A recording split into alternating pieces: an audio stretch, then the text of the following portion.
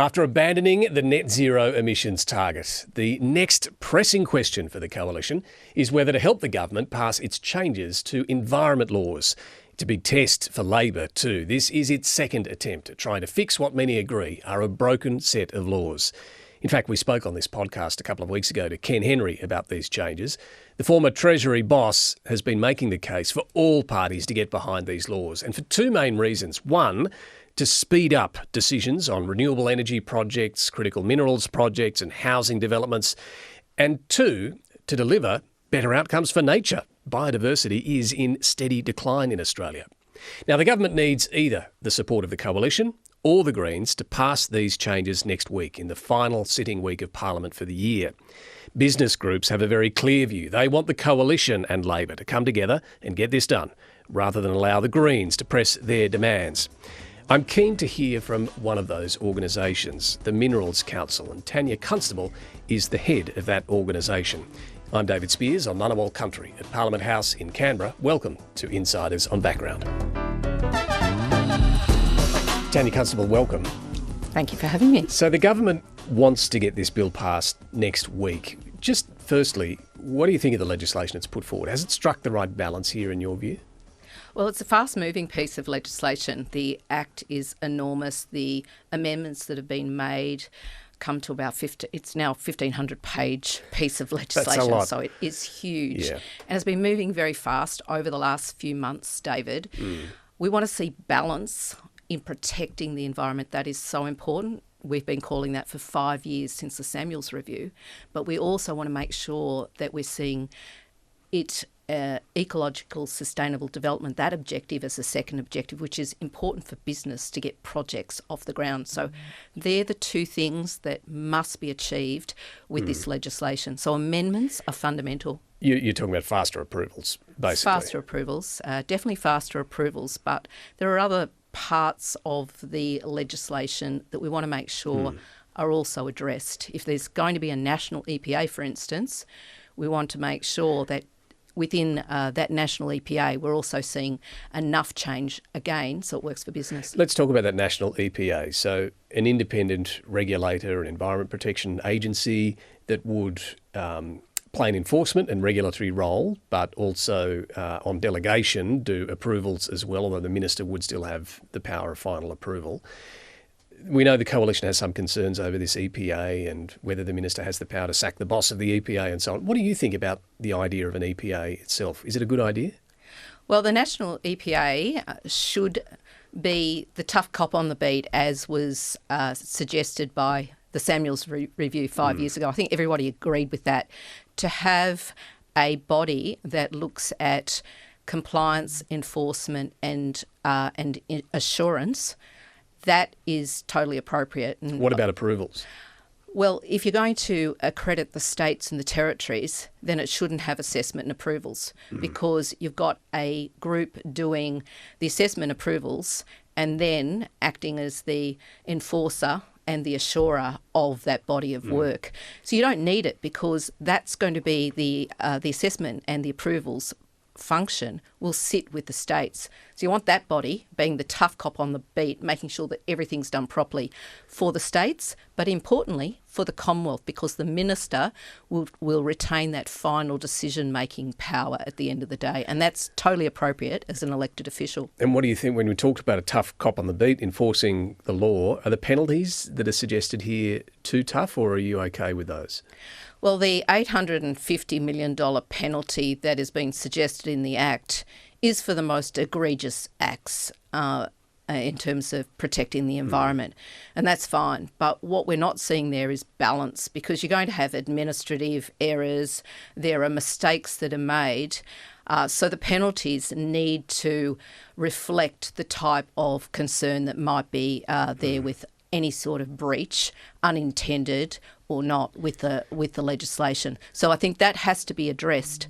But even more importantly than that, there are stop work orders around the those sorts of breaches, and they're not clear. And there needs to be a maximum imposed no later than 2 weeks, because you're losing project time along the way. So no longer than 2 weeks, after which a court order would be necessary, and then we want to see natural justice applied, and that's been taken out of the Act. It needs to be put back in. But if there is unacceptable environmental damage occurring on a site and the EPA says stop work, after those 2 weeks, you're saying you would have to have a court approval to continue with the stop work? That's correct.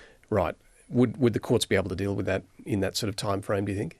Well, I think that we've seen that occur in the past. So yes is the answer to that, and we need to make sure that that is addressed within the amendments for this Act. It's fundamental to make sure, again, we get those faster timeframes addressed, and we are protecting the environment. So the balance is there, but at the moment, the way that it's framed with the amendments, it's still not good enough. Yeah, I mean, look, we've all seen how the courts can get clogged up with a lot of this stuff. But you are confident that this could still ensure there's protection of the sensitive environment issues on those sites? Natural justice must apply when you are stopping any sort of development across Australia. And you've got to have the protections there to make sure that, one, you're protecting the environment and that you're seeing projects going forward. I mean, that's the whole idea of making sure that natural justice is applied and that the decisions are reviewed. So the court system is there to make sure that that does occur. Does it matter to you whether the minister can sack the boss of the EPA? This is one of the coalition's demands. This is entirely appropriate to be considered. The minister under the Act is the decision maker. And you have a national EPA that might be doing assessments down the track. The functions of the EPA need to be clear. The CEO of the EPA must be accountable to the minister, who is the decision maker. And at the moment, there is no accountability to that minister. So there must be some sort of binding a statement of expectations, or at least making sure that it is very clear what this CEO can and cannot do. And that there is already a model under the National Offshore Petroleum Safety Environment Management Authority that does provide clear guidance on what the statement of expectations would be on that CEO. At the end of the day, these sort of changes that you would still like to see to the legislation, are they red lines? Should the bill go down if these can't be achieved? Or are you worried that might send Labor to the Greens to negotiate with them? Well, they're fundamental changes to make sure that the Act achieves that balance, protecting the environment and making sure that we get projects off the ground. So they are fundamental for this legislation going forward. And I think the business community as a whole, and we have been leading this business community for about 5 years now in terms of the detail around what needs to be achieved in terms of that balance. These issues, if they're not addressed, will not see any further protection of the environment, and they won't see projects get off the ground. So better to let the bill sink than pass without those changes? We're not going to see this bill sink. We will be making sure that we continue to work to get the changes made to ensure we achieve that balance. I guess it's not about sinking it. No. It's about making sure that we achieve both objectives. But would you rather the coalition pass this bill as it is, or vote against it as it is?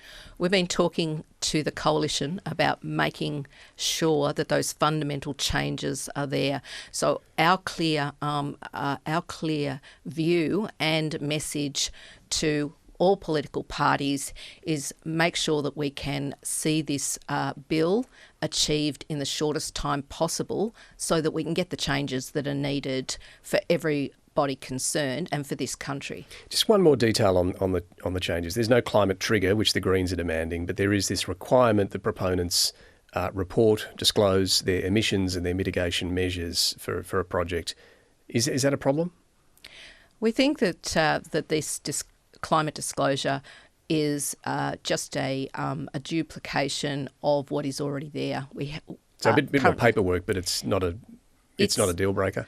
Well, why have something if it's not needed? Because at the moment, under the national greenhouse, the greenhouse energy reporting mechanism that is there. There's a scheme that's already there, the ANGA scheme as it's known, and the safeguard mechanism. The reporting requirements are already available, and the minister has said it's not intended that that the assessment approval system will take into account climate disclosures. Well, if that's the case, why have it at all? So at the very least, we want the minister to make clear in the legislation that it will not be used for approval processes. To knock out a project. To knock out a project right from the start. Do you think some Australians might wonder, well, why not? Surely we should be thinking about the sort of emissions that are going to be generated from a project before it gets the green light. Well, as I said, the emissions that they're currently reported under both of those acts. This is about environmental legislation. The most critical habitats across Australia are considered under this legislation. And climate change has a fair bit to do with that. Well, emissions, if I look at the mining industry, we have a very clear position on climate to achieve an ambition of net zero by 2050. We are reducing emissions across all of our projects. There are 106 projects at the moment that I can refer to as case studies in the industry, right across the industry, to reduce emissions. And it's going very well in terms of reducing emissions at the moment. So we are leaning very heavily into emissions reduction in our industry. You mentioned those two words, net zero. I want to ask you about that, Tania Constable, because we've had weeks of coalition agonising, and they've finally arrived at a position of dropping their commitment to this net zero by 2050 target. Do you still support the government maintaining this 2050 target?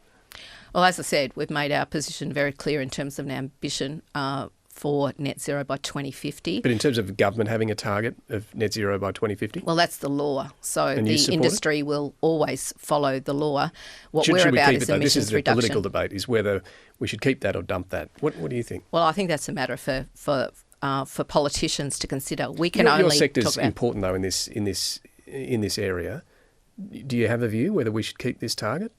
I think our position is quite clear, David. It's an ambition of net zero by 2050, but we're focused on emissions reduction and getting energy costs down. For us, energy costs are a really big part of our overall cost structure, and the cost structure in Australia is very, very high. And does having that target help bring those costs down, or do you think dumping net zero would help bring those costs down? Well, it's a business. It's a good business decision in terms of emissions reduction, because if we get emissions down, if we're making sure that we're getting our costs down, then that places us in good stead in terms of meeting international obligations, meeting our legal obligations in Australia, but importantly, we are continuing to lead the world in terms of mining as a whole. So we want to maintain that jurisdictional leadership, and emissions reduction is important to make sure, again, that we're meeting our climate obligations at that international level. Are you saying there that Australia could lose investment in its mining if we are seen to abandon emissions reduction? Well, it's really important for the investment community to make sure that we are meeting all of our sustainability measures, and investors are seeing that with Australia. They're seeing that emissions reduction, and we've been tracking our emissions reduction in the industry for the last 5 years. I guess what I'm getting at, if Australia were to drop its net zero target, would we lose investment? We at the moment are focused on making sure that investment occurs in Australia. So for our industry, that investment is very clear about ensuring that every company, every public company and private equity going into projects looks at a whole range of environment, social and governance issues. And where does One net of those zero is sit in that? emissions reduction. Yeah, so if we drop the target, do we lose investment? I'm not sure about where investors are going in terms of that particular target. What I can say is that the mining industry focuses very heavily on what investors are looking for, and investors focus on our obligations and meeting obligations and attracting companies' requirements to get emissions down. And I think we're doing a very good job. It sounds like they do look at that net zero target. Well, they look at emissions reduction. They look at what a company is doing to get emissions down. That's very clear. And I think that is boding well for Australian companies because, they are definitely getting emissions down. We also have a... You can see what I'm getting at here. The target helps attract that investment. Is that what you're saying?